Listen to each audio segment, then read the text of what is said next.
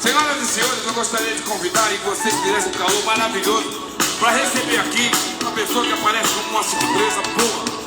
Senhoras e senhores, Sandra de Sá!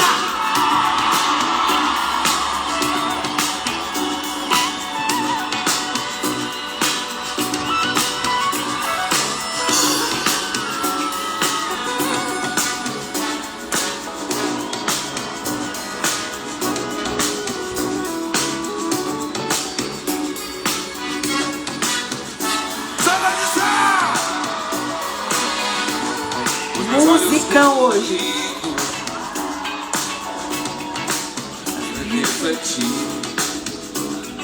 Amandita! Sou sempre na minha. Eu não posso mais fugir. Bela! Meu cabelo enrolado. Todos querem imitar. Eles estão barateados. Também querem enrolar. Você que dá minha roupa. E da minha roupa. Você que do meu cabelo. E do meu cabelo. Você que dá minha pele. Levinha chegou por aqui, boa noite. Você 2 minutinhos curtindo música enquanto o Instagram avisa que a gente tá ao vivo. Enquanto isso, clica aqui nessa setinha, ó, e chama o povo pra essa live necessária. Sarará crioulo.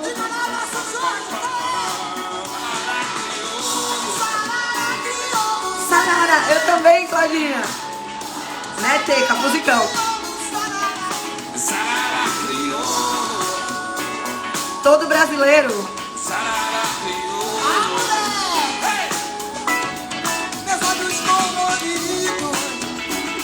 Gente, todos os dias eu começo com uma música que tem a ver com o tema. E hoje eu tava pensando, né, que música eu começo hoje? E eu sou apaixonada nessa versão de Olhos Coloridos com Seu Jorge e Sandra de Sá. Eu recomendo que vocês vão procurar esse vídeo e assistam essa interpretação. Dá vontade de levantar do sofá e começa a gritar Sarará crioulo. E a energia desses pretos maravilhosos no palco é incrível. Recomendo que vocês assistam esse vídeo. Esse tempinho que eu dou ouvindo a música todo dia, além de fazer a gente aprender músicas novas, né? Todo dia eu tô aprendendo música nova. É o tempo do Instagram avisar que a gente tá aqui. A live de hoje é uma live muito especial pra mim. Vocês sabem o quanto me move usar as nossas posições pra falar sobre um tema tão importante que é racismo. E hoje, pra minha felicidade, relacionar racismo e finanças com um cara que eu admiro tanto. Eu vou chamá-lo agora, eu vou chamar nosso convidado que já está aqui pra entrevistá-lo, tá?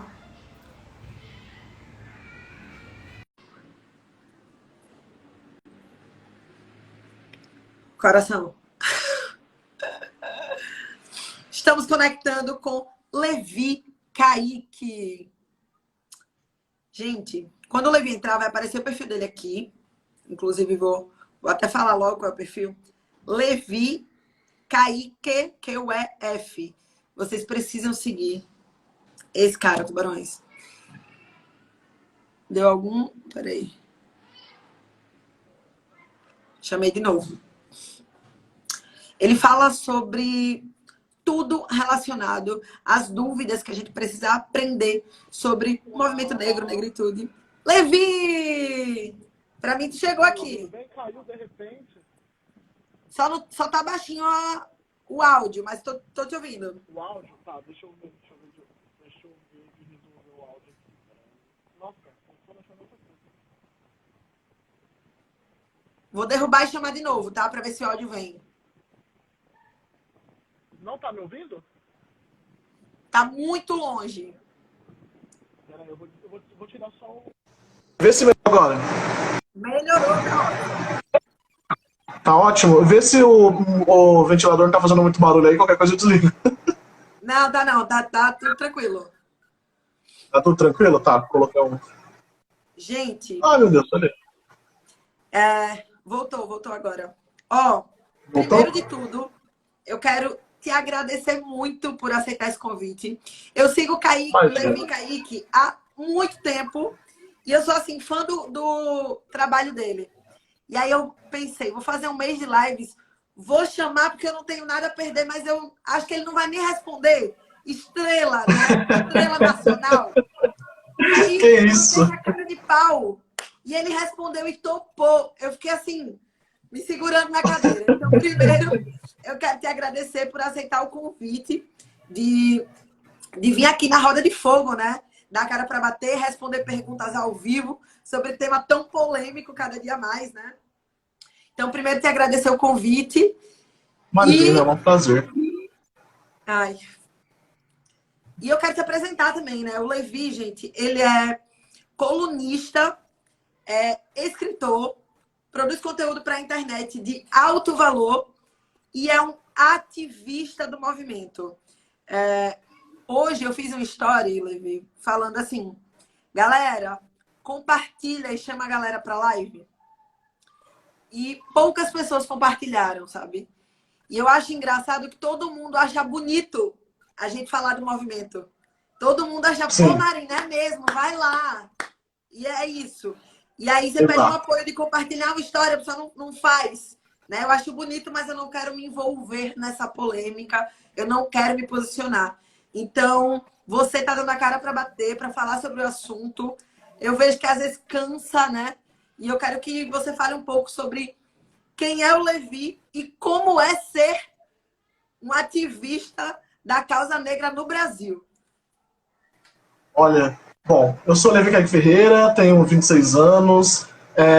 Esse trabalho que eu tenho realizado na internet vai fazer um ano agora, em fevereiro, então é muito recente, é uma coisa muito recente na internet. Antes disso, eu já tinha um trabalho na comunidade. Né? Eu dei aula em escola pública, e aí dessas aulas que eu dava em escola pública, eu comecei a levar palestras em escola pública, sem nenhuma remuneração, sem nenhum retorno financeiro, porque eu lembro muito, porque eu estudei escola pública a minha vida inteira, então eu lembro muito que eu ver as pessoas indo lá levar conteúdos diferentes, era uma sensação diferente, né? O professor, às vezes, o professor tá lá todos os dias falando, e os alunos não escutam tanto. Aí chega uma pessoa diferente, já mobiliza a turma de um jeito diferente, já é diferente. E a ideia foi trazer discussões raciais mesmo, porque eu via que não tinha isso. A gente não falava. E na época eu tenho ainda, né, um site de cultura pop, então eu falei, cara, vou levar palestras sobre representatividade, vou falar sobre Pantera Negra, vou falar sobre desenho de super-herói, vou falar sobre tudo isso sob uma perspectiva negra. Né? E aí eu comecei a pesquisar, comecei a me aprofundar, comecei a falar do Oscar, e foi bem naquele período ali do Oscar So White, que teve um protesto, né, e o pessoal tá tudo fazendo um protesto contra o Oscar. Eu falei assim, eu vou levar um conteúdo leve, eu quero que o pessoal sinta representatividade, né, levar outros personagens e tal, mas eu preciso falar sobre como a indústria ainda é limitada nesse sentido. E daí que surgiu a necessidade de começar a militar e falar sobre isso.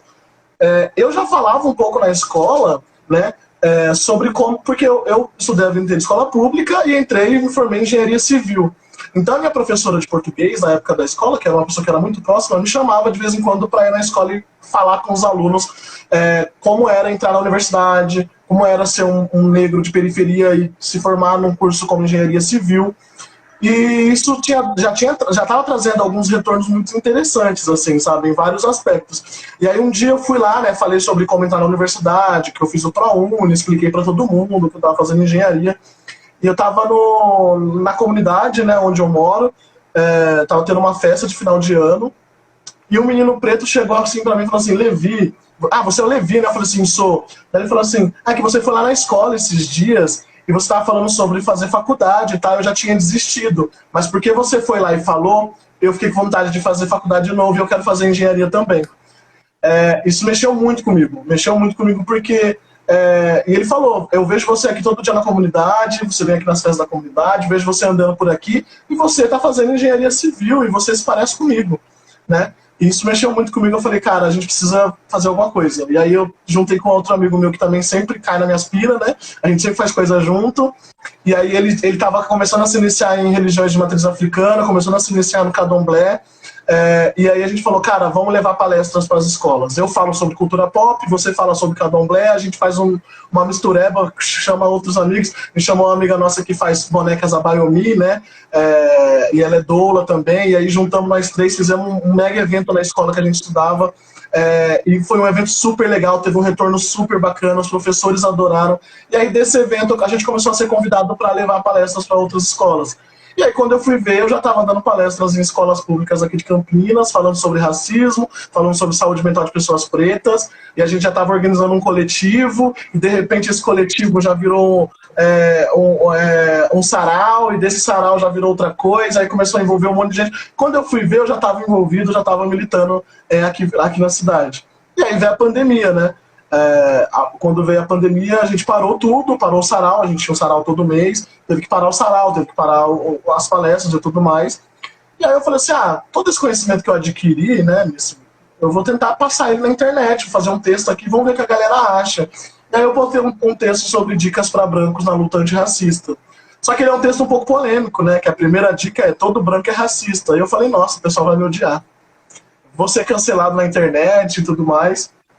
E aí, para minha surpresa, eu postei no Twitter e o pessoal gostou. E aí, desse texto, surgiu outras demandas, né? Levi, como assim todo branco é racista? Você pode explicar? Aí eu fiz um texto explicando sobre isso.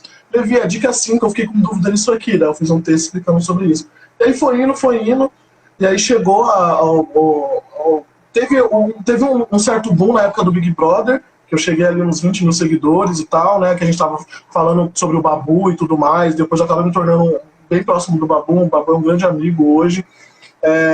E aí, depois disso veio o Blackout Thursday, que foi a época do assassinato de George Floyd, mas eu já tinha muito conteúdo na minha página.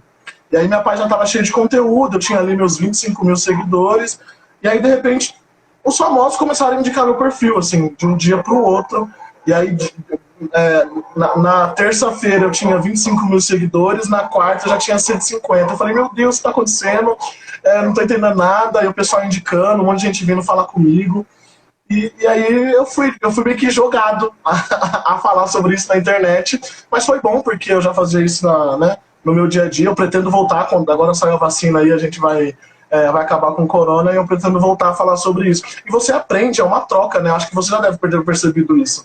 Que a gente falando sobre essas coisas na internet é uma diversidade de pessoas, conhecimento tão grande, que é uma troca. Eu leio os comentários todos os dias, tiro um tempo só para ler os comentários da galera, tento ler todas as DMs, e é uma troca, assim, eu aprendo. Tem textos meus que eu escrevi bem no comecinho, que hoje eu discordo de mim mesmo, acho que é uma evolução do que eu sou, sabe?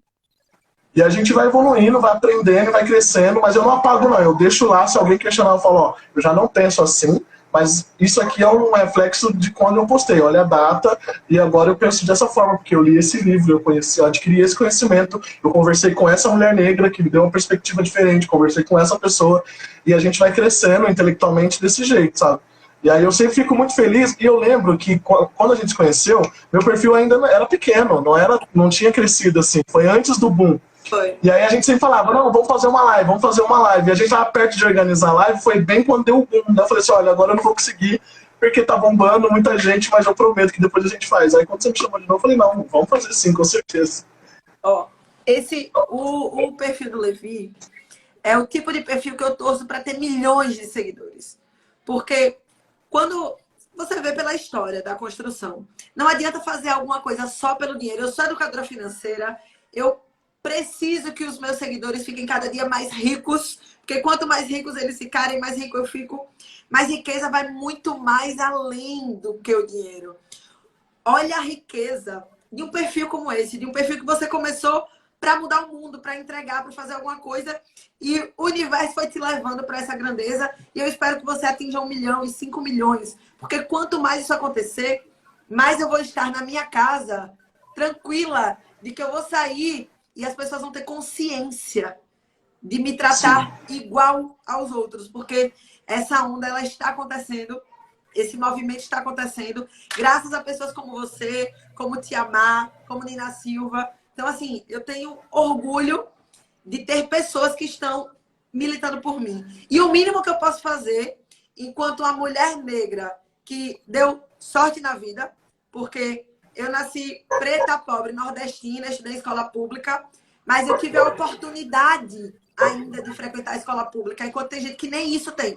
Então, Nem eu isso sou tem. privilegiada, né? Porque eu tive esses acessos. Então, o mínimo que eu posso fazer com a ascensão que eu tive, com o conhecimento que eu tive nos bancos, na corretora de investimentos, tudo que eu sei, o mínimo que eu posso fazer é passar, sabe? Porque me sinto privilegiada e me sinto honrada em me conectar com pessoas como você, de verdade, que me inspiram, que me dão, assim, o gás. Caramba, quando a gente faz o que ama, dá certo, né? O universo responde, as coisas acontecem. Dá certo, exato. Então, vamos seguir.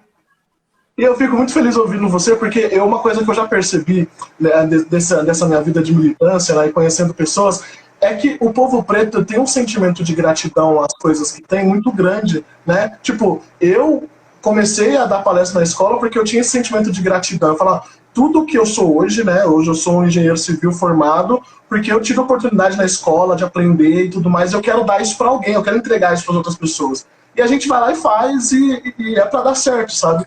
Claro, tem todos os atravessamentos e as dificuldades que a gente tem, que a gente já vai discutir aqui, né, do racismo estrutural e tudo mais, mas eu acho que o principal foi isso, assim, eu nunca entrei na internet para ganhar dinheiro, tanto que, assim, sendo bem sincero, eu ganho para viver, sabe, é o que dá para viver. Se eu fosse trabalhar como engenheiro civil, eu ganharia muito mais, mas eu sinto muito mais prazer e retorno, satisfação pessoal, fazendo o que eu faço hoje na internet, as palestras que eu dou em empresas, eu sinto um retorno muito maior e acho que eu posso contribuir mais dessa forma, porque eu acho que eu conecto com as pessoas e acho que a mensagem vai, sabe, aquele bater das asas da borboleta aqui, lá no final faz um furacão, e eu acho que é nesse caminho que eu tenho que seguir. Se um dia eu tiver que seguir outro caminho, né, a gente vai, mas por enquanto eu acho que é isso.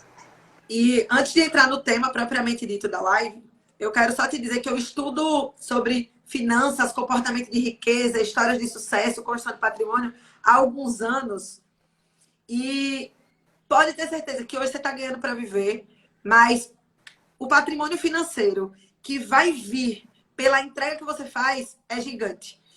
Se isso não acontecer, vai estar desdizendo todas as dezenas de livros que eu li, vídeos que assisti e casos que acompanho na vida real. Então, é questão de tempo.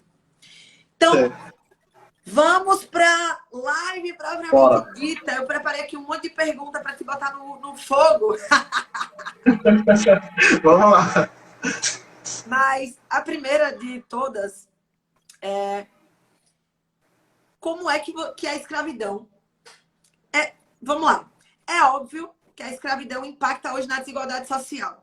Se a gente for fazer um recorte aí da desigualdade social no Brasil, os pretos são a maioria pobre.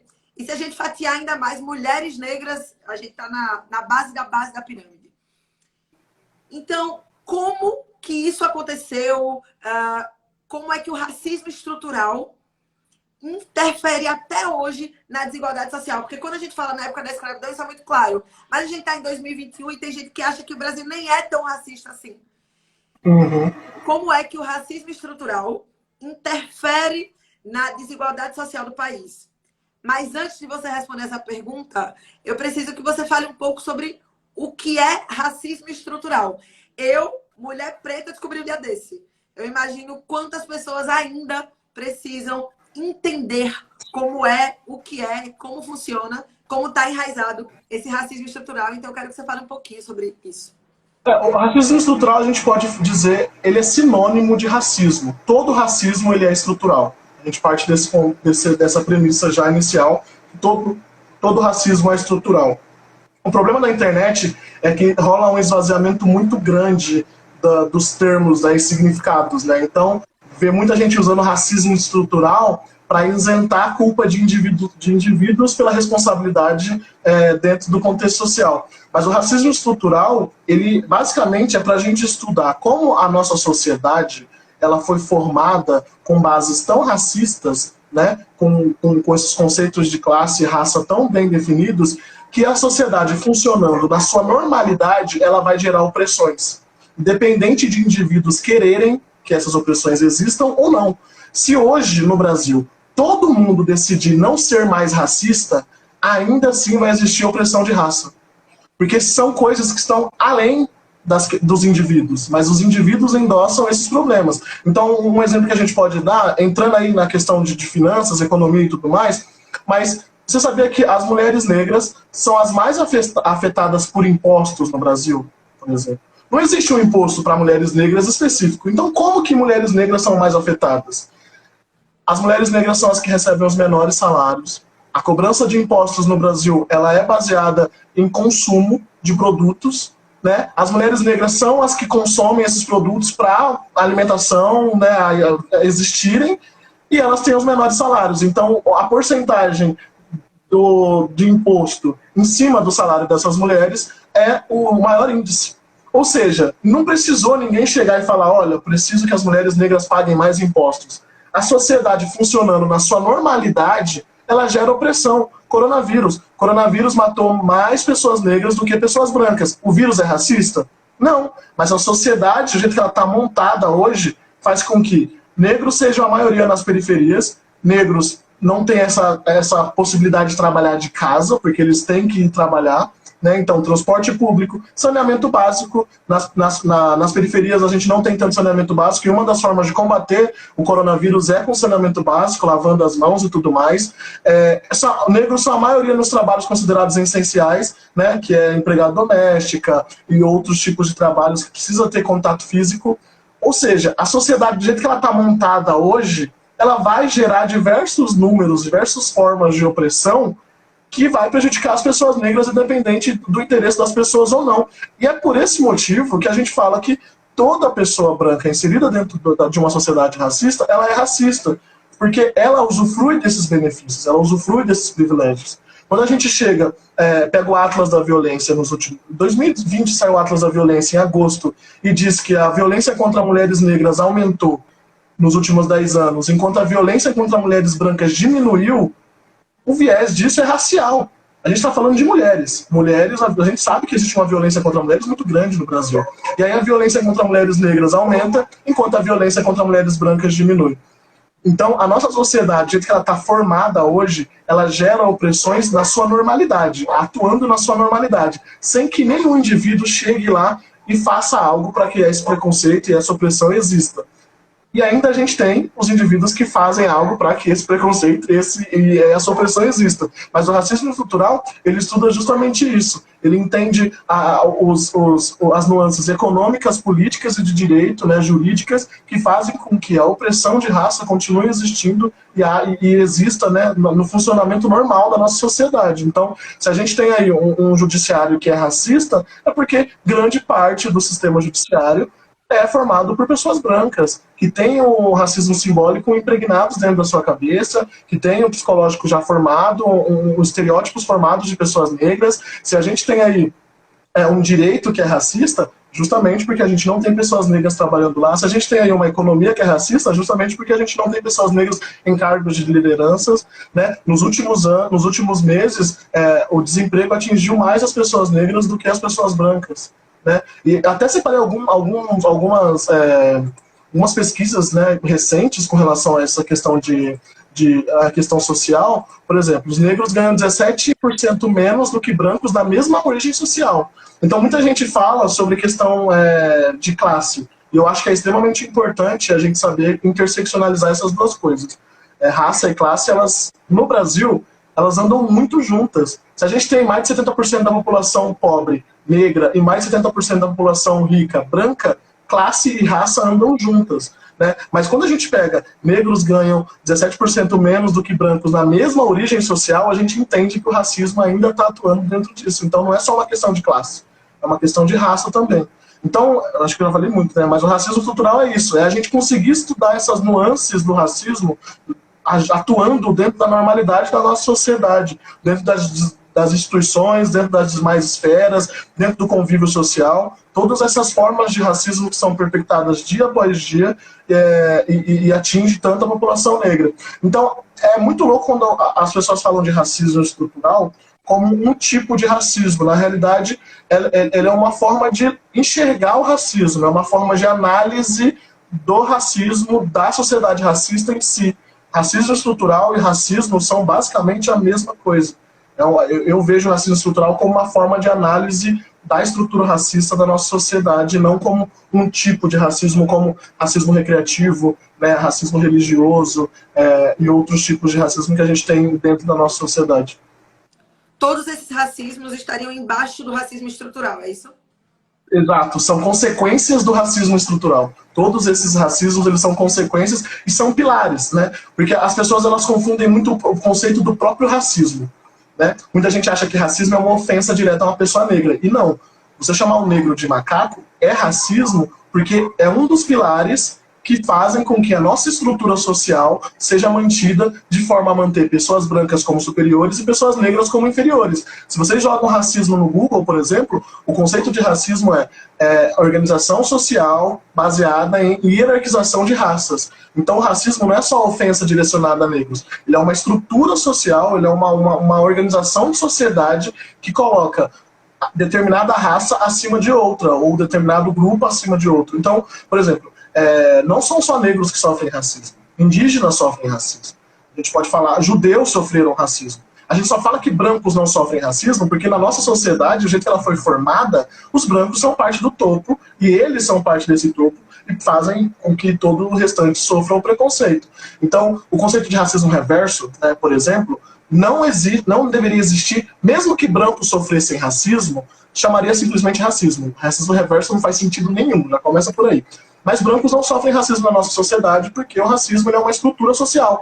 E em que parte do mundo pessoas negras têm poder social estrutural para oprimir pessoas brancas? Não existe isso. Então, por isso que brancos não sofrem racismo, porque a gente fala isso. Mas o racismo as pessoas confundem dessa forma. E aí essas outras opressões que a gente estuda, racismo ambiental, racismo linguístico, racismo recreativo, são partes dos pilares que fazem manutenção de toda essa estrutura. Porque não tem como você manter uma sociedade racista sem que toda essa sociedade se movimente para isso. Então, como que a gente mantém o imaginário de que pessoas negras são inferiores? Criando estereótipos com relação a pessoas negras, racismo científico, há muito tempo atrás a gente teve racismo científico, a gente tem essa ideia de que negros são inferiores, de que negros...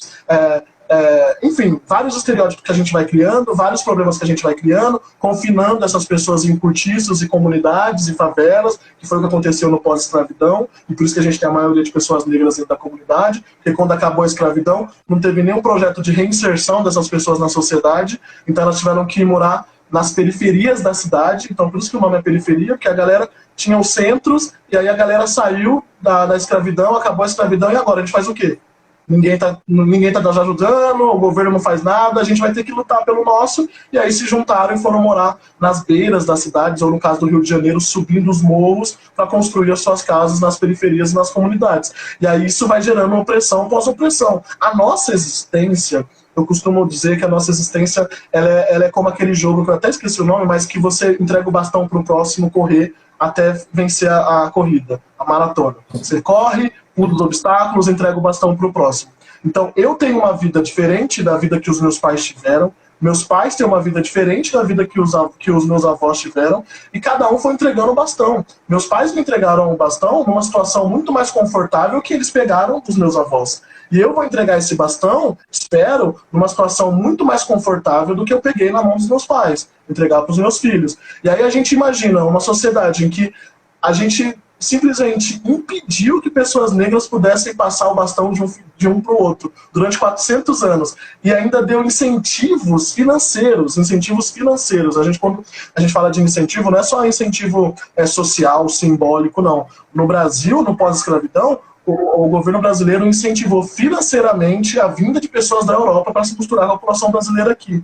Então, as pessoas ganharam terras, ganharam trabalho, tudo para vir da Europa para cá. Então, além de manter, se entregando o bastão, filho após filho, por 400 anos, e a gente estava sendo subjugado, sendo tratado como mercadoria, ainda tiveram incentivo para poder ainda continuar, né, tendo isso. E a nossa vida começou há 133 anos, que vai fazer agora, do pós-escravidão. Né? 130 anos, do ponto de vista histórico, é muito pouco. Meu bisavô foi escravo. Exato. A minha bisavó, ela falava de liberdade, de tudo isso. Porque ela era filha de uma pessoa que foi escravizada. Então, assim, olha o quão próximo tá da nossa geração. É porque quando a gente fala de escravidão, eu tenho essa impressão muito nítida, assim. Quando a gente fala de escravidão, parece que é uma coisa muito distante, né? Parece que é uma coisa que, meu Deus, faz não sei quantos milhões de anos que teve escravidão. Não, gente. Faz 132 anos, sabe? Foi em 1888. A gente só foi ser considerado iguais perante a lei em 1998. Deve ter gente assistindo a live que nasceu depois disso. Né? A primeira Constituição que colocou pessoas negras como iguais e colocou o racismo como crime foi a Constituição de 1988, sabe? Então, assim, é muito recente. É muito recente. A lei de cotas é de 2012. Né? O Estatuto da Igualdade Racial é de 2010 e dele surgiu a lei de cotas em 2012. Então tudo isso é muito recente. A gente tinha aí, em 1934, o governo brasileiro era declaradamente racista. Eu estou falando de 1934. Isso é há menos de 100 anos atrás. Porque ele falava que era papel do Estado fomentar o estudo eugênico nas escolas. Se vocês forem pesquisar o que é eugenia, é uma barbárie. Sabe? Então, assim, é muito recente. A gente precisa ter essa consciência para poder a gente entender que as tensões raciais que existem hoje, elas são frutos de todo esse processo de escravização, de subjugação, do pós-escravidão, libertou os escravos, as pessoas escravizadas, mas elas não foram inseridas na sociedade, elas continuaram sofrendo preconceitos, a gente tinha simpósios para determinar... Cara, livro didático sabe, de 1911, 1912, falando que negros são inferiores. A gente tem, até recentemente, até pouco tempo atrás, a gente tinha blackface em horário nobre no sabadão aí, para todo mundo assistir, sabe? Todo mundo assistia a Zorra Total com humoristas pintados de negro, com o dente todo zoado e rindo, e, enfim. Né, a gente tem preconceito aí à torta e à direita há muito, muito pouco tempo. É muito recente. E eu fico feliz que hoje, em 2020, 2021, a gente esteja discutindo isso. E é difícil a gente analisar um fenômeno quando a gente está dentro dele, né? Eu costumo dizer muito isso. Ninguém chegou no meio da Revolução Industrial, por exemplo, e falou: oh meu Deus, estamos na Revolução Industrial. Né? Eu acho que isso foi depois, que eles analisaram, olharam o tempo e falaram: isso aqui foi uma revolução. Mas eu me forço a crer que 2020 foi uma revolução de pensamento com as pessoas, porque assim, eu acho que o processo é conhecer, pesquisar para aprender e depois efetivamente fazer. Acho que 2020 foi um ano de conhecer, foi um ano das pessoas terem contato com toda essa discussão, por causa do assassinato de George Floyd, todos os protestos ao redor do mundo, por causa da pandemia, muita gente abrindo os olhos para tentar enxergar o que estava acontecendo. Então a gente está na fase de conhecer. Conheceu, teve contato com essa informação, agora é aprender. Buscar conhecimento, ler livros, conhecer novos produtores de conteúdo na internet, YouTube. A gente tem palestras inteiras do Silvio Almeida, de Jamila Ribeiro, Adilson Moreira no YouTube, de diversos outros intelectuais pretos, que são assim, aulas valiosíssimas. Então, conhecimento preto de qualidade sobre esse assunto tá cheio na internet. Então, acho que é a hora de a gente incentivar essas pessoas a fazerem isso. E o próximo passo é efetivamente agir. Porque não adianta nada a gente saber o que está acontecendo e não fazer nada. Né? E no Brasil a dificuldade que a gente tem maior é de fazer as pessoas falarem sobre isso, porque racismo é tabu, né? Ninguém quer falar sobre racismo, ninguém discute sobre racismo, as pessoas têm medo de se aprofundarem na discussão, parte porque a gente tornou racismo crime e é um avanço, mas ao mesmo tempo as pessoas se apegam muito a isso, né, de que racismo é crime e não a que racismo é uma estrutura social, né? Então, quando a gente fala que todo branco é racista, não é que todo branco tem que ser preso porque é racista. Mas a gente tem um funcionamento, né, a Grada Quilomba fala disso, né? Ela e o Paul de Roy falam disso, de que os passos psicológicos para o antirracismo, a gente tem, o primeiro passo é a negação. Então, quando a gente entra em contato com essa discussão, as pessoas entram em negação. Então, ela aponta o dedo para todo mundo, e menos ela. Fala assim, esse Brasil é muito racista, né? Disse a branca, que é chefe gerente da empresa, e nunca contratou uma pessoa preta na vida. Entendeu? Então a pessoa, ela aponta os outros e ela nunca entende que ela faz parte desse problema também. Então acho que começa muito disso aí, da gente começar a alfinetar, e é o que eu sempre falo no meu perfil. A discussão antirracial, a discussão antirracista, ela é incômoda. Você não vai sair do meu perfil feliz depois que você ler um post meu. Principalmente se você for branco. Vai ter alfinetada, vai ter ataque a privilégio. E é isso. Eu tenho consciência de que isso afasta uma galera, mas é porque não dá para eu atingir todo mundo, não tem como, né? Mas é importante, porque se a pessoa ela tá mais preocupada em proteger a própria imagem, em se defender do que eu estou falando, ela não serve para a luta antirracista. Né? Acho que serve até para questão financeira mesmo. Se a pessoa está mais preocupada em só guardar o seu patrimônio e não quer investir, não quer fazer alguma coisa, não tem um plano, não tem nada, não vai avançar. Né? Ela precisa ter um plano, alguma coisa traçada. E a pessoa que vem no meu perfil esperando que eu passe a mão na cabeça e fale, oh meu Deus, né, branquinho, bonitinho, você é antirracista. Não vai rolar. Então, isso é complicado, porque as pessoas elas entram muito na defensiva. E isso acontece com tudo. Acho que não é só racismo, não. E até fazendo uma meia-culpa, porque é uma questão geral assim, no Brasil. Porque eu lembro muito bem no começo da discussão sobre o feminismo e sobre como as mulheres falavam, né, que todo homem é machista e tudo mais. Eu era o tipo de homem que também entrava na defensiva e falava, não, mas nem todo homem. Eu já tive essa fase, porque a gente entra nessa defensiva mesmo. E aí depois você começa a entender que você faz parte de uma estrutura, que essa estrutura está te beneficiando, que diversas coisas estão além do seu querer. Não tem a ver com o que eu quero, tem a ver com como a sociedade é montada, porque se fosse como eu quero, seria tudo perfeito. Mas não é só o que eu quero, é como a sociedade está montada. Então, não tem como eu chegar e falar, não, nem todo homem é machista. Não, todo homem é machista. A gente está dentro de uma sociedade machista, a gente reproduz machismos o tempo todo, a sociedade é patriarcal, as mulheres estão aí se ferrando. Né? E é do mesmo jeito a gente entender que todo branco é racista. A gente está dentro de uma sociedade racista, as pessoas estão reproduzindo racismo o tempo todo, a nossa sociedade é racista atuando na sua normalidade. Então, se a gente não pegar esses detalhes e não entrar na luta antirracista pela luta contra a opressão, né? Porque a maioria entra por uma satisfação pessoal. Tem gente que acha que antirracismo é evolução espiritual, né?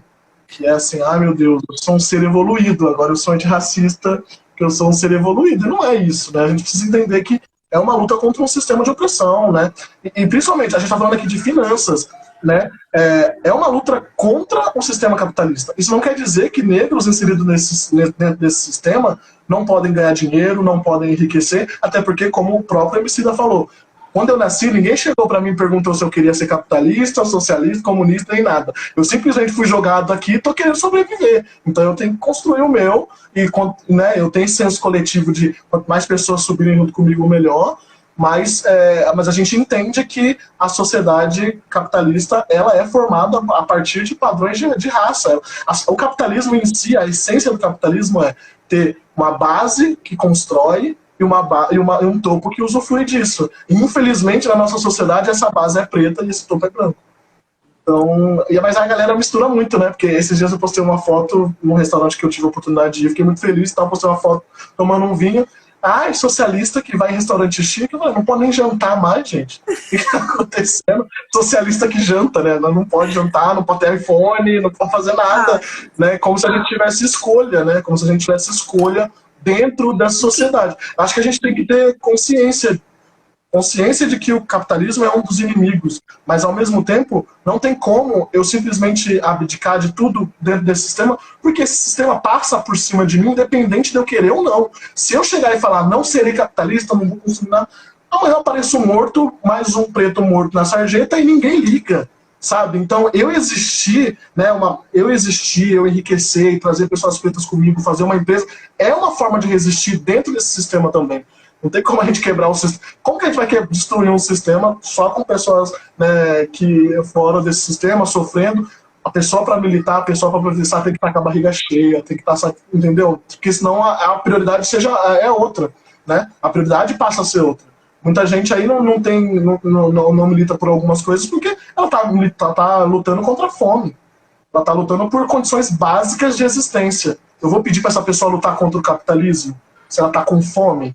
Sabe? Ela precisa, né, se alimentar, enfim, são várias questões, eu acho que eu estou divagando muito nisso, mas Mas pela quantidade de coraçãozinho que tá subindo, de comentário que a gente tá tendo, eu acho que a galera tá amando. Eu vou tentar aqui, eu tinha várias perguntas para fazer pro Levi, passei a semana pensando nisso, até marquei você, mas tem muito comentário aqui e eu vou priorizar os comentários. Também tem pergunta. Tá. Então vamos dar uma olhadinha aqui nos comentários, tá? Vamos lá. Lara disse, um professor dedicado dedicado realmente faz diferença. Ana Cláudia, deveria ter essas palestras em Salvador, Bahia, deveria ter no mundo inteiro. Jeffis falou, conheço o Levi desde que era administrador de um grupo de C-Comics. Galera aqui dizendo que já Descendo a tá seguindo. depressão. Olha só. Pessoal Ale descendo a falou, depressão, bom tempo. Ale falou, live de gigantes. Ana Cláudia concordando aqui. Jana, quero começar a estudar finanças, por onde começar? Meu amor, me manda um direct. Vou te responder personalizadinho, tá? Draca, em 9 de janeiro, a Lei Saraiva está fazendo 140 anos. Essa lei que proibiu analfabetos de votarem foi a principal responsável por impedir negros de votarem no Brasil. Ana Cláudia, o racismo estrutural percebemos que nos empregos, como, por exemplo, numa entrevista, ou você já acha que isso mudou com o tempo? Racismo nas entrevistas de emprego, Levi. Eu acho que está mudando, mas é bem pouco. Assim. É que assim, a gente tem um Estatuto da Igualdade Racial que é de 2010, e o Estatuto já previa, inclusive, esses processos seletivos específicos para as pessoas pretas. Desde 2010, isso que o Magalu fez recentemente, a Bayer também fez recentemente, e a Nubank, se eu não me engano, também fez. Isso já estava previsto por lei desde 2010, e só agora que a gente está vendo, né, grandes empresas aderindo a isso. A questão da entrevista de emprego às vezes a dificuldade das pessoas tem de chegar até lá, tem problemas, tem dificuldades antes da entrevista, né? Esses dias eu estava conversando com uma moça que trabalhava com RH e ela estudava essa questão e ela falava, Levi, eu abri vagas, eu estava disposta a contratar pessoas pretas, mas não vinha nenhuma pessoa preta fazer entrevista de emprego comigo. Né? E aí eu comecei a pensar sobre isso, por que isso estava acontecendo. E primeiro, a vaga tinha algumas exigências que a maioria das pessoas pretas não tinha, né? Precisava de inglês, precisava de uma formação, isso já limita o alcance em diversos aspectos. A vaga era no meio do centro de São Paulo, então imagina o deslocamento, né, de uma pessoa lá da periferia até o centro, né? Então até isso precisa ser pensado, porque a dificuldade da pessoa tem de acesso até aquele lugar. Né? E eu, como uma pessoa preta que já procurei emprego, e assim, eu moro em Campinas, nem é tão grande assim, mas de não ter dinheiro da passagem para ir fazer uma entrevista. E aí aquele ser o único dinheiro que você tem, você depositar todas as suas esperanças naquela entrevista, chega lá uma pessoa branca com menos capacidade que você consegue e você não pode ir na próxima entrevista. Então, tem vários fatores que influenciam isso, né, em diversos aspectos. E aí, para piorar, quando a gente chega finalmente na entrevista, né, pessoas brancas têm 2,3 mais chances de serem contratadas do que pessoas negras. Então, eu sinto que isso está mudando hoje, principalmente porque a gente está começando a discutir isso. Né? Em 2020, por exemplo, no final do ano saiu uma pesquisa que o número de denúncias de racismo no Ministério do Trabalho aumentou mais de 200%. Por quê? Porque as pessoas estão discutindo, estão falando sobre racismo. E aí é essa que eu acho que é a importância da gente falar e discutir o tempo todo sobre isso. A gente começa a colocar na cabeça das pessoas e explicar para elas que a culpa não é delas, que é o racismo que está atuando, que elas estão sofrendo preconceito, e a partir disso elas começam a pesquisar e elas começam a aprender. E o resultado foi que mais de 200% de aumento nas denúncias de racismo no Ministério do Trabalho. Então imagina o tanto de gente que não estava sofrendo racismo no trabalho e nunca falou nada. Nunca teve, né, o ímpeto de falar. Então, na entrevista de emprego, eu acho que está mudando, sim. Acho que está tendo umas mudanças, está tendo aí... Né, mas aí tem resistência, você viu? A Magalu fez um treino específico para pessoas negras, e aí, né, preconceitada veio tudo querendo bater. Então, está mudando pouco, não tanto quanto deveria, mas está mudando. Mas eu acho que tem que incentivar mais. Eu acho que pessoas que estão nos assistindo, que são empregadores, que trabalham com RH ou têm contato com isso, começar a bater nessa tecla. Ó, olha só aqui do nosso lado, quantas pessoas negras estão aqui em cargo de liderança, né? Vamos começar a bater nessa tecla e discutir isso e questionar, para toda vez que alguém for contratar alguém, a pessoa ficar com a pulguinha atrás da orelha ali e falar, a verdade, não tem preto aqui, e agora? E aí a gente começar a promover mudança a partir disso. Eu tenho uma amiga que ela trabalha na Ambev e ela também milita, porque ela é uma das poucas mulheres negras no Brasil em cargos de poder, e a gente estava falando sobre isso. A gente falou no começo brincando, mas depois pensou que teria até alguma lógica de fazer uma entrevista às escuras. Por quê? Porque provavelmente a pessoa que vai estar entrevistando, que está em cargo de poder, é uma pessoa branca. E inconscientemente ela vai se identificar com outra pessoa branca na entrevista. Então, existe um viés inconsciente de escolher a pessoa mais parecida com a gente para aquele cargo. E eu vou te dar um exemplo que aconteceu comigo. Eu fiz um evento num teatro. E aí eu gosto de glamour, né? Porque a treta é ousada. Aí o que foi que eu fiz? Fechei a cortina, mandei uma pessoa me apresentar lá, toda a pompa.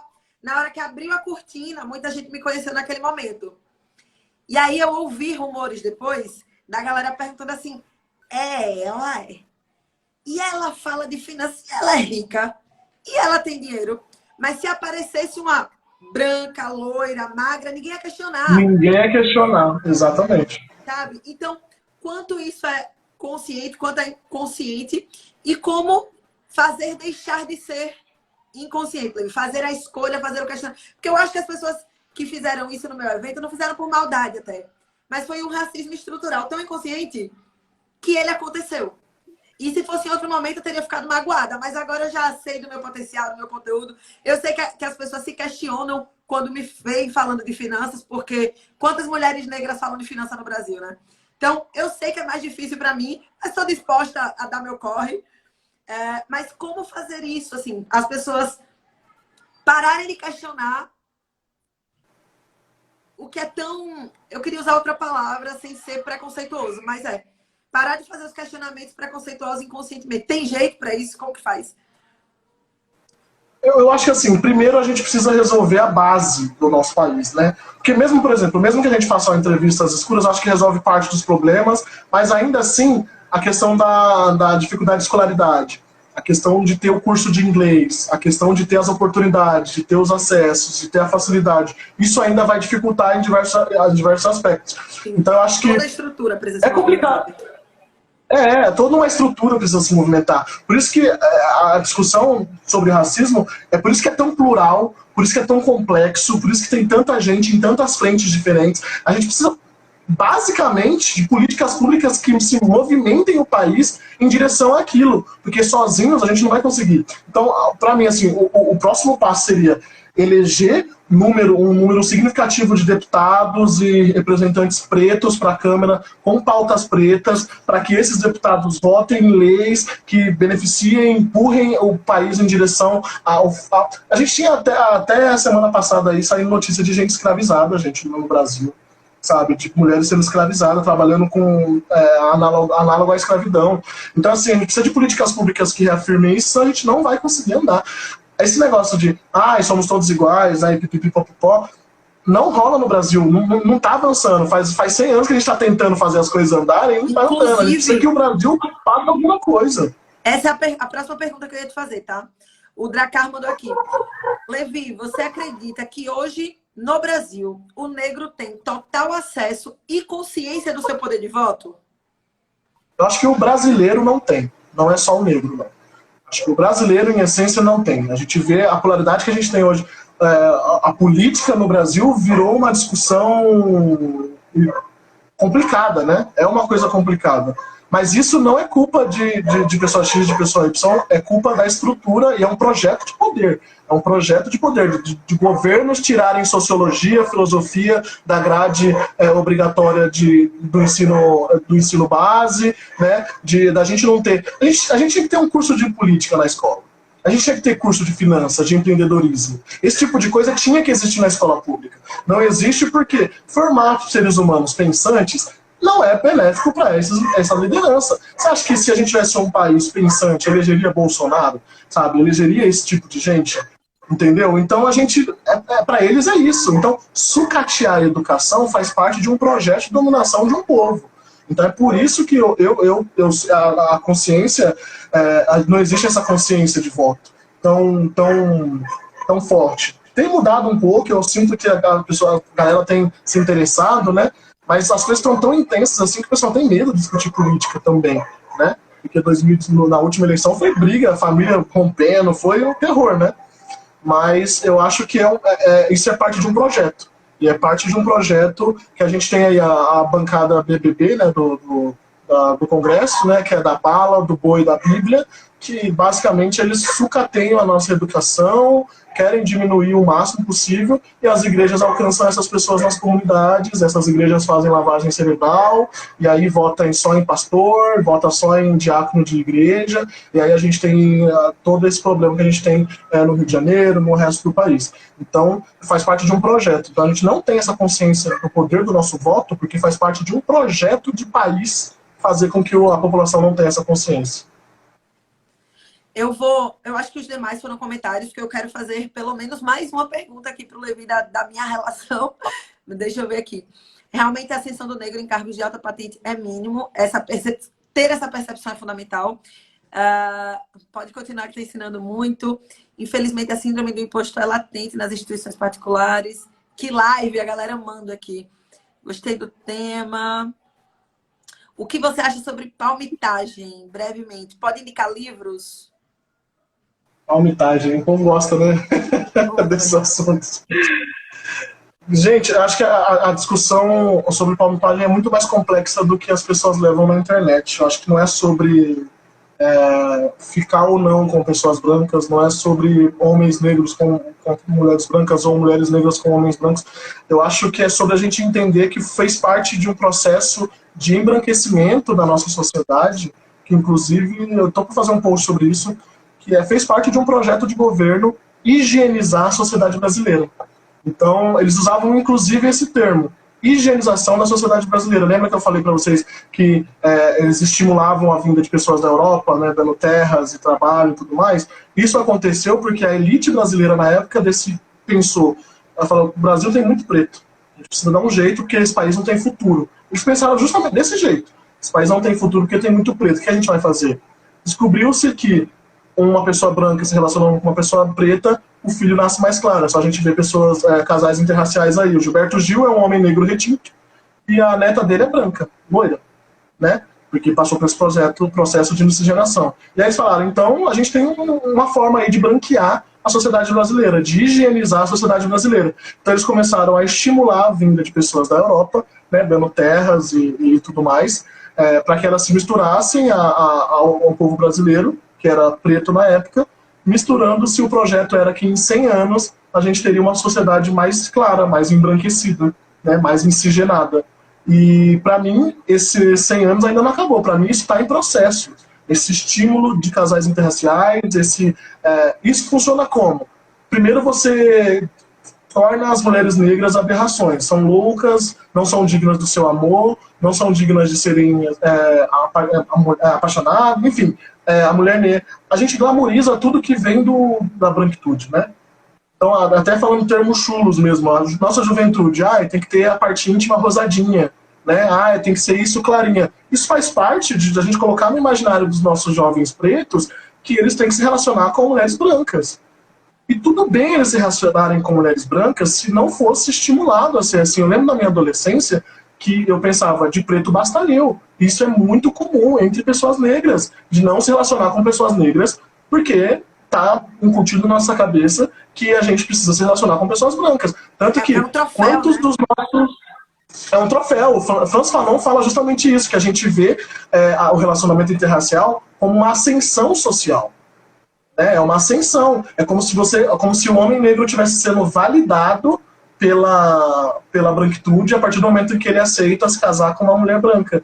E como se a mulher negra estivesse sendo validada pela branquitude a partir do momento que ele se relaciona com uma pessoa branca. E isso gera isso que está gerando. Então, a discussão da palmitagem ela é muito mais complexa do que casa com preto ou casa com branco. Não é sobre isso, sabe? Eu acho que todo mundo tem a liberdade para se relacionar com quem ela quiser. Eu me relaciono com mulheres brancas, com mulheres negras, com homens brancos, com homens negros, que eu sou um homem bissexual, não tem essa distinção, mas a gente precisa ter consciência que eu estou me relacionando por quê? Porque eu gosto dessa pessoa, porque eu me aproximei dessa pessoa, porque eu me interesso por essa pessoa, ou porque eu estou sentindo-me validado dentro dessa sociedade, né? Esse processo de embranquecimento, de clareamento da sociedade brasileira. Por que a gente glamoriza tanto o claro, o branco, e a gente demoniza tanto, né? Vê a maioria dos nossos famosos, a maioria dos nossos homens negros famosos, grande parte deles estão se relacionando com mulheres brancas. Não é um ou outro. Tipo, é 99,9% dos nossos homens negros, quando ascendem socialmente, né, jogador de futebol, ator, atrizes, enfim, cantores, todos eles se relacionam com mulheres brancas e com homens brancos. Né? A gente pode citar aí Lázaro Ramos e Thaís Araújo, sabe, que é um casal afrocentrado. São pouquíssimos que a gente pode citar. A grande maioria mas isso não é sobre o indivíduo, é sobre o coletivo, é sobre como ele está dentro da nossa sociedade coletivamente, como a gente diminui a mulher negra o tempo todo. Mulheres negras são as que menos se relacionam afetivamente, mulheres negras são inseguras, né? As mulheres negras entram em relacionamento com homens brancos, é o branco salvador, né? Finalmente uma pessoa está me aceitando, e ela é insegura, tem diversas inseguranças, diversos problemas, aí abuso psicológico, ela sai como a louca do relacionamento. Mulheres negras são tratadas como pessoas raivosas, só servem para o sexo. Homens negros são hipersexualizados, quando não são hipersexualizados, eles são demonizados. Então, ou você é o pausudo, ou você é o bandido. Né? Então, assim, existe um problema estrutural social dentro da nossa sociedade que conduz a nós a ter esse... Isso faz parte de um genocídio, gente. É genocídio, é um projeto de governo para acabar com a negritude no Brasil, relacionando-se dessa forma, né? Tem essa miscigenação e cada vez menos. E aí a gente entra na questão da democracia racial, que todo mundo é preto, todo mundo tem sangue preto, todo mundo tem um pezinho na África, para negar a existência do racismo. Então tudo isso faz parte de um projeto. Então, para mim, a discussão sobre palmitagem, ela tem que ter tem que ser assim. A gente precisa colocar todos os panos, todas as cartas na mesa, a gente precisa falar sobre tudo isso e não simplesmente chegar, sei lá, Carol Conká assumiu um relacionamento com um branco, todo mundo ir lá atacar ela. Até porque eu acho que quando faz isso, você está contribuindo com o racismo, porque você está culpando uma pessoa negra por estar dentro de uma sociedade que é racista e conduziu ela para um relacionamento miscigenado. Então, peraí, né? Você está culpando o negro pelo próprio racismo? Peraí, como que a gente vai fazer isso? Então, eu acho que a gente tem que tomar cuidado quando a gente fala sobre discussão sobre palmitagem, que não pode ser irresponsável. E a gente tem que entender que amor é construção social. Né? A gente tem que tirar essa ideia de amor, só o amor romântico. Amor é construção social. Né? E é óbvio que se um homem negro ascende socialmente, o círculo social dele é de pessoas brancas, então ele vai acabar se relacionando com pessoas brancas. Se uma mulher negra ascende socialmente, o círculo social dela é de pessoas brancas, vai acabar se relacionando com pessoas brancas. E é por isso que, para mim, palmitagem não é só sobre relações afetivas. Palmitagem, para mim, é em tudo.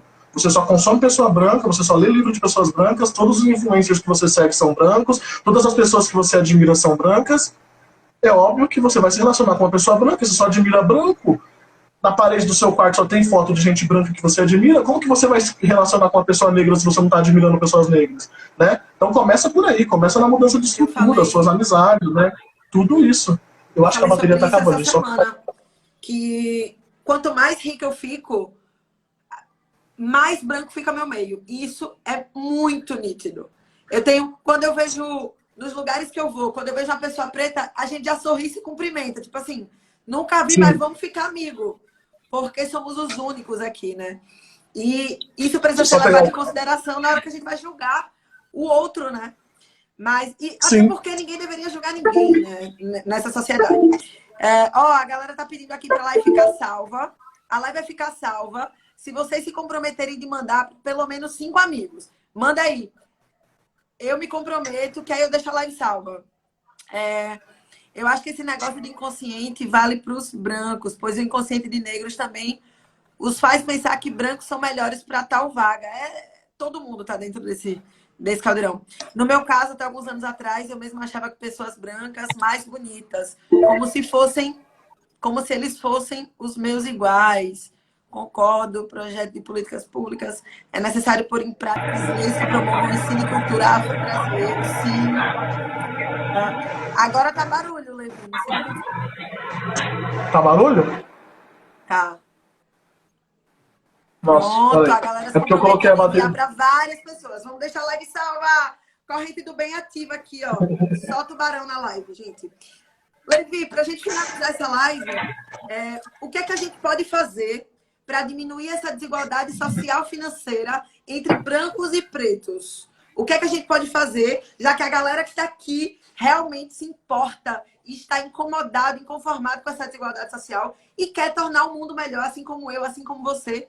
O que é que a gente pode fazer de atitude, de prática, para diminuir essa desigualdade social financeira entre brancos e pretos? Primeiro, eu acho que o primeiro ponto é você olhar para você mesmo, você se entender como parte do problema, você se entender como parte dessa estrutura, e a partir disso você se despir do egoísmo, se despir do. Não é sobre você. Entenda que não é sobre você. É sobre uma estrutura e você faz parte dessa estrutura. Você é um mecanismo dessa estrutura. Você entende isso quando a gente fala sobre capitalismo, que você faz parte da estrutura capitalista. Então, entenda que você faz parte da estrutura racista. A partir do momento que você entende isso, esse é o primeiro passo, e aí você vai começar a adquirir conhecimento. Buscar conhecimento mesmo. Ir atrás de livros, ir atrás de... Seja, eu não gosto muito de ler. Documentários, filmes, se quiser pode me chamar aí na DM. Levi, me indica um filme que faz sobre isso, se eu souber eu passo. Várias pessoas aí estão aí indicando filmes o tempo todo. Livros, filmes, 2 livros que eu já indico assim de cara. Racismo Estrutural, do Silvio Almeida, fantástico, gente, super baratinho, R$ 20 esse livro, e é de um conhecimento assim inimaginável.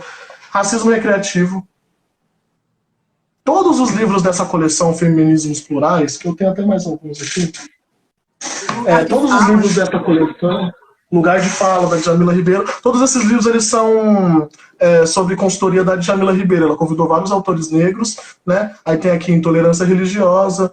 Você começando por esses, procura lá, Feminismos Plurais. Você vai achar, acho que são 9 ou 10 títulos que já saiu. Você vai achar eles e você vai ler todos eles. Já vai mudar a sua perspectiva já de um jeito inacreditável. Você vai ver como muda mesmo a sua cabeça. Como muda a sua cabeça. Um outro livro que eu indico muito, Memórias da Plantação, de Grada Quilomba. É um livro fantástico, é um livro que dá várias porradas durante a leitura, né? Então, Memórias da Plantação, de Grada Quilomba é um outro livro que é muito bacana, eu indico sempre, é um livro que eu falo no meu curso. Então, Memórias da Plantação, Grada Quilomba, quem quiser procurar aí, eu procuro a Grada Quilomba, que esse é o livro mais famoso dele. E aí, a partir desses livros, gente, vai surgindo, né, outros, porque você tá lendo, ela vai citar Paul Gilroy. Legal. Aí você vai lá e procura Paul Gilroy. Aí você, enfim. Então, buscar conhecimento mesmo. O mesmo Google que eu acessei, você acessa. Não existe um Google só para pessoas pretas. Então, acho que o branco tem que parar com essa preguiça de sempre querer ficar recebendo coisas de pessoas negras nesse sentido. Eu não sou Wiki Preta. O meu trabalho é passar esse conhecimento nas redes sociais, então lá no meu perfil tem várias coisas, vários posts, vocês podem ir lá e ficar lá semanas lendo conteúdo lá, porque tem bastante conteúdo, quase 2020 inteiro, postando quase todo dia. Então, conhecimento. A partir disso, você começar a ir para a prática, que é você se despir de seus privilégios e você começar a atuar, você começar a agir. A gente só vai mudar a desigualdade no Brasil quando efetivamente a gente tiver políticas públicas que façam isso. Enquanto a gente não tem essas políticas públicas, a gente pode fazer isso como? Votando em pessoas pretas com agenda preta, para poder a gente colocar pessoas pretas na Câmara. Então, eleição já é uma boa forma de você conseguir começar, né? Votando em pessoas pretas. Outra forma de começar, você tem um privilégio, tem um poder em alguma esfera social, né? Por exemplo, você trabalha no RH, tenta procurar pessoas negras para contratar.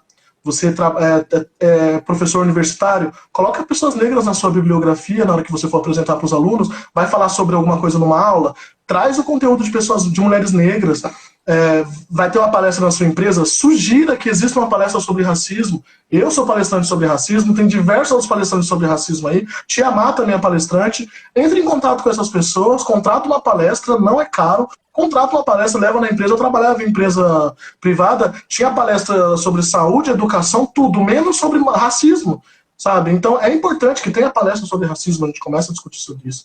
E outra coisa, fale com seus amigos sobre isso, discuta na roda de conversa, questione o ambiente. Você está num restaurante, olha ao redor quantas pessoas negras estão lá no lazer e quantas pessoas negras estão lá servindo, né? Questione os ambientes e faça essas provocações para as outras pessoas. Você vai ser o chato do rolê. Você vai ser o chato do rolê. Isso eu quero que isso fique bem claro. A luta antirracista ela é incômoda. Não espere entrar na luta antirracista e receber aplausos e palmas, porque não vai acontecer, gente. Você vai receber isso na internet. Algumas pessoas vão bater palmas pra você na internet. Na vida real, não é assim. Você é o chato, você é o estraga-rolê, você só fala sério. É isso. Mas você tem que ser essa pessoa. A gente tá falando de vida. A gente tá falando de pessoas que estão morrendo, pessoas que não estão tendo condições de vida, não estão tendo oportunidades. Você acha que eu vou me preocupar de ser o chato do rolê de vez em quando? Não. Então comece a questionar os ambientes, comece a... O seu amiguinho fala, mano, tô lendo um livro aqui muito legal, um pequeno manual antirracista aqui da Djamila Ribeiro. Dá uma lida nisso aqui. né? Então, vai começar estimulando, conversa com seu namorado, começa por pessoas mais próximas, sabe? Se você não tá tão confortável. Você não vai virar antirracista de um dia pro outro. Você vai errar muito ainda, você vai levar muita porrada de preto nessa trajetória, você vai falar merda, a gente vai te corrigir. E faz parte, tenha a humildade de entender que você erra e que você vai melhorar e vai mudar. Porque não adianta você achar que você vai de um dia pro outro se tornar a Angela Davis do rolê. Não vai acontecer. Sabe? Eu ainda levo muita porrada em diversas discussões. Esses dias atrás mesmo eu levei um tapa com relação à gordofobia, porque a gente estava discutindo uma coisa e eu falei uma coisa errada, falei uma coisa gordofóbica. E eu tive a humildade de falar, não sabia disso, muito obrigado por me corrigir, irei pesquisar. E é isso, fui pesquisar, aprendi horrores e fiquei feliz quando uma pessoa me corrige e eu vejo que aquela correção faz sentido e tem embasamento teórico e embasamento empírico de conhecimento daquela pessoa, eu fico feliz pra caramba, porque eu tô aprendendo, sabe? E é como eu disse, tem textos meus que eu escrevi no começo do ano passado que eu já discordo esse ano, porque eu já adquiri mais conhecimento, conheci novas pessoas, então é isso, é esse processo. E o principal é colocar a mão na massa mesmo, de, ó, tô na minha empresa lá, ai gente, a gente vai trazer uma palestra, ó, vocês podiam trazer uma palestra sobre racismo, olha, eu conheço um palestrante tal, você não quer chamar uma palestra aqui pra empresa? Olha, a moça da RH, vamos contratar uma pessoa preta? Olha, essa vaga aqui tá pedindo inglês, será que se a gente tirar o inglês, pelo menos para as pessoas pretas, ou então a gente fornecer um processo seletivo interno da própria empresa, que já tem pessoas pretas, para que elas consigam ascender posições dentro dos cargos daquela empresa, será que não seria legal? E se a gente criar um núcleo para discutir racismo dentro da empresa? Se a gente criar um caminho dentro da empresa para que pessoas pretas consigam denunciar o racismo dentro da empresa? Eu dou palestras em empresas e no meio da palestra tem pessoas denunciando racismo, tem pessoas pretas denunciando racismo. Pessoas que choram, emocionadas, porque nunca imaginaram que ia ter oportunidade de falar que já sofreu racismo dentro da empresa. Isso é o mínimo que deveria existir. É o mínimo. Então acho que falta até isso, sabe? Você está dentro de uma empresa que tem pessoas pretas, cria uma linha anônima de denúncia para ver se você não vai ver que essa pessoa já sofreu racismo e ela vai denunciar esse racismo. Tenta alinhar isso, sabe? Ah, não consigo a palestra? Pega um texto de alguém que você viu na internet e dispara no e-mail de todo mundo. Se uma ou duas pessoas lerem, já tá ótimo.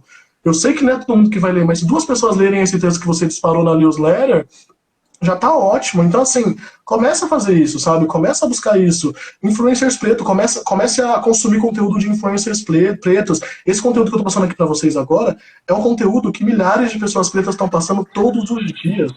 Todos os dias tá se falando isso. Só que tá todo mundo assistindo, né? Tá todo mundo consumindo só um influencer branco. E não só influencers pretos que falem de racismo, mas um influencer preto que fala de finança, um influencer preto que fala de moda, um influencer preto que fala de futilidades, porque a gente não tem oportunidade nem de ser fútil, a gente pode. Né? Infelizmente, dentro disso, a gente não pode. Nem fútil a gente pode. Branco pode ser fútil à vontade, pode não ter conteúdo à vontade, mas se o preto é fútil, é problemático. Então a gente tem aqui, mano, ó, a gente tá numa live, uma pessoa que fala de finanças, a gente tem a Nath Finanças, que também fala de finanças, aí a gente vai pra moda, tem Matheus Pasquarelli, a gente tem Raul Santiago, Buba Guiar, que fala sobre a existência na comunidade, aí a gente vai pra gordofobia, a gente tem a Luana Carvalho, aí a gente tem, sabe, Camila De Luca, que faz um trabalho incrível na internet, com memes e tal, é blogueira de moda, blogueira de dia a dia, provavelmente vai estar no BBB aí. Enfim, gente, consuma conteúdo de pessoas pretas. Tem um tanto de gente preta extremamente talentosa aí, só esperando para ser consumida, você vai descobrir tanta diversidade, e isso vai mudando a sua cabeça, você vai entendendo como funcionam essas coisas, você vai vendo como que isso funciona, você vai aprendendo com essas pessoas, vai corrigindo suas posturas e vai mudando. E o principal é isso, você saber que esse processo é um processo de autoconhecimento, mas é um processo que é uma luta contra uma opressão. Você não está entrando na luta antirracista para virar uma pessoa evoluída. Você está entrando na luta antirracista para que você lute contra um sistema opressivo. Né? E lutar contra um sistema opressivo é difícil. Se fosse fácil, né? Enfim. Mas eu acho que é isso. Busca conhecimento. Já diria ET Bilu. Fantástico. ET Bilu. Levi, como consumir conteúdo do Levi para contribuir financeiramente, né? Porque tudo que eu faço aqui, todo o conteúdo que eu produzo, eu venho no curso online, eu tenho um evento do dia 31, no dia 31 de janeiro, que eu vou fazer uma chamada. Então, toda essa grana, ela financia o crescimento do meu projeto. E eu vou fazer o convite daqui a pouco. Mas eu quero saber como consumir conteúdo do Levi. Você já tem um livro com esses textos? Como que a gente consome seu conteúdo para incentivar financeiramente o seu projeto? Nossa, eu tava falando de livro, inclusive, tava falando hoje sobre o meu livro com um amigo. A gente tá montando ainda, eu tô montando pra virar um livro. Então acho que aí, talvez, finalzinho de 2021 tenha um livro. Mas por enquanto, todos os meus conteúdos estão no Instagram, né? Tem o meu curso, que inclusive abriu vagas hoje, daqui a pouco eu já anuncio no Stories, que é o Pensando na Branquitude. É um curso muito legal, 5 professores pretos, falando sobre desde aquela pegada histórica, contextualizando tudo, falando sobre pré-escravidão, pós-escravidão, lugar de fala, tudo. Assim, é um curso que eu realmente tenho muito orgulho desse curso, porque a gente conseguiu reunir uma equipe de professores muito qualificada e é muito legal, sabe? A gente tem doutorandos, tem mestrandos, é um curso bem legal. E tem eu lá no meinho lá, super humilde, é a minha última aula. Como que Então faz é pra Pensando na comprar Branquitude. o curso? Como que faz pra Se eu não me engano, eu vou postar hoje o link, que a divulgação para a próxima turma começou hoje. Aí vocês entram no meu perfil, daqui a pouco já vai estar lá o link. E o Pretitudes também divulga outros cursos. Tem um curso que é sobre pensamento e feminismo negro, que são só mulheres negras falando sobre o pensamento e feminismo negro. Tem um curso sobre psicologia antirracista. Nesses 2 cursos eu tô só no Pensando na Branquitude, mas tem outros professores pretos muito legais, que é na página @pretitudes, lá que a gente tem esses cursos, que é muito legal. Aí tem o meu Apoia-se, que é essa rede de apoio, né, uma espécie de vaquinha virtual, que você pode apoiar com 10, 5, 15, 30 reais, qualquer valor que você puder doar mensalmente. Aí tem lá, tipo, acho que a partir de 50 reais a gente tem uma live mensal, a gente tem uma call mensal, e se não me engano, 75 eu coloco vocês num grupo do Zap pra gente ficar trocando ideia todo dia. Então, enfim, tem lá o grupo, tem o Apoia-se, que me ajuda muito, é isso que tem me ajudado a pagar as contas, porque esse negócio de internet não dá muito dinheiro para influencers pretos, né? Não é uma coisa, ainda não está funcionando, mas eu gosto do que eu faço, isso que importa. Então tem o Apoia-se, quem puder ajudar. E, além disso, tem as palestras. Então, se você trabalha numa empresa, numa escola, alguma coisa e quer contratar uma palestra, pode entrar em contato comigo, pode me chamar lá na DM, a gente combina, a gente marca, combina o valor, vê o horário e tal, e aí eu dou uma palestra na sua empresa de diversos temas. A gente fala sobre racismo recreativo, racismo estrutural, inserção de negro no mercado de trabalho, contextualização histórica, enfim, a gente alinha um tema e a gente faz uma palestra na empresa, que eu acho que é muito importante também. Acho que é isso. E tem o meu Twitter, né, que eu falo lá no Twitter, e o site Mundo Negro, onde eu posto alguns textos um pouquinho mais elaborados lá, sobre diversos conteúdos. Se vocês ainda não seguem, @Levi Kaique, Levi com I, Kaique Q-E-F, @Levi Kaique. Sigam, acompanhem, leiam os posts. A notificação está ativada do perfil do Levi para mim, porque eu não quero perder nenhum post. E para você que também Isso não me muito segue, importante. me siga, apoia essa pretinha rica aqui das finanças, @Marina Farias Rico Dinheiro. E eu quero deixar um convite, tá?